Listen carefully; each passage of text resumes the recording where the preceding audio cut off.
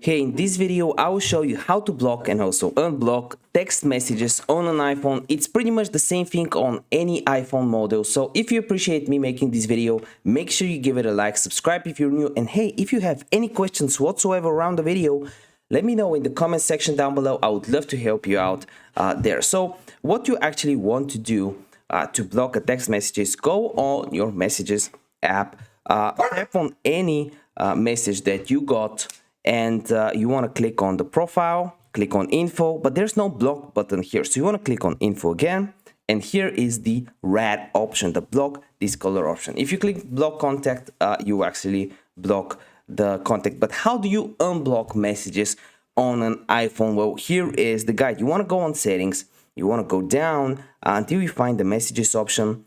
You want to go down again, and here you have the blocked contact list. I won't show you this because it contains a lot of numbers, but you just click there, select the contact, and unblock him. If this video helped you out, you know what to do. Give me a like, and I want to see you in the next one. Bye.